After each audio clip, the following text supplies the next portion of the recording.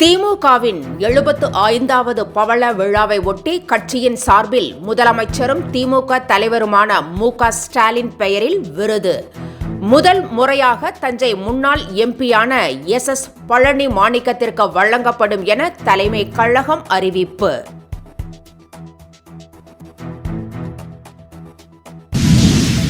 போதைப்பொருள் புழக்கத்தை கட்டுப்படுத்த தமிழக அரசு தீவிரம் காட்ட வேண்டும் என சென்னை உயர்நீதிமன்றம் வலியுறுத்தல். போதைப்பொருள் புழக்கத்தால் மாணவர்களின் எதிர்காலம் பாதிக்கப்படும் என அச்சம். உள்துறை செயலாளர் டிஜிபி அறிக்கை தாக்கல் செய்ய உத்தரவு.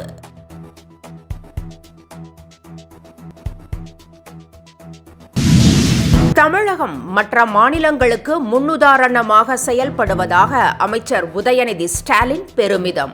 வறுமை ஒழிப்பு, மகளிர் முன்னேற்றம், தரமான கல்வி, சுகாதாரம் உள்ளிட்ட 13 துறைகளில் முதலிடம் வகிப்பதாக மதுரை அரசு விழாவில் பேச்சு.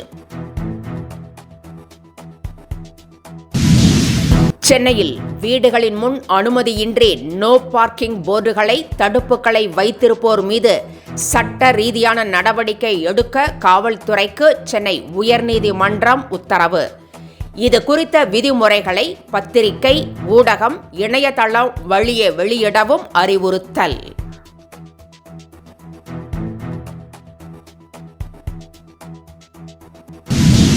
புற்றுநோய் மருந்துகளுக்கான ஜிஎஸ்டி வரி 12% இருந்து 5% குறைப்பு.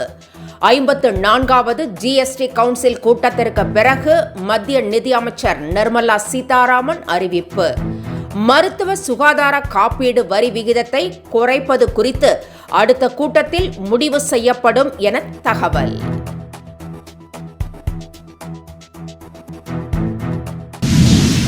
சென்னை ஸ்ரீபெரும்புதூரில் 3380 கோடி ரூபாய் செலவில் HP லேப்டாப் தொழிற்சாலை அமைய உள்ளதாக மத்திய அமைச்சர் அஸ்வினி வைஷ்ணவ் அறிவிப்பு. முதற்கட்டமாக 1500 பேருக்கு வேலைவாய்ப்பு.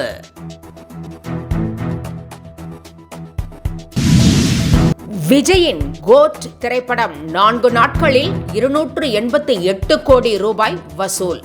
படக்குழு அதிகாரப்பூர்வ அறிவிப்பு.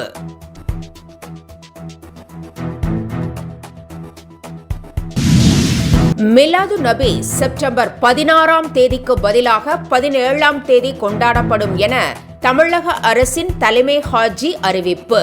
16ஆம் தேதிக்கு பதில் 17ஆம் தேதி பொது விடுமுறை அறிவித்தது தமிழக அரசு. தமிழகத்தில் நேற்று ஒரே நாளில் அடுத்தடுத்து 6 படுகொலைகள் நடந்தது குறித்து எதிர்க்கட்சிகள் கடும் விமர்சனம். முன்விரோதம் காரணமாக நடைபெற்ற கொலைகள் என டிஜிபி சங்கர் ஜிவால் விளக்கம்.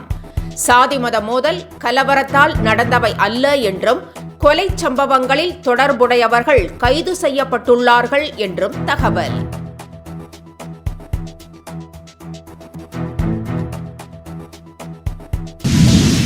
ரஜினிகாந்துடன் சேர்ந்து மஞ்சு வாரியார் நடனமாடிய வேட்டையன் திரைப்படத்தின் மனசிலாயோ பாடல் வெளியான சில மணி நேரங்களில் 1 மில்லியன் பார்வையாளர்களை கடந்து இணையத்தில் ட்ரெண்டிங்.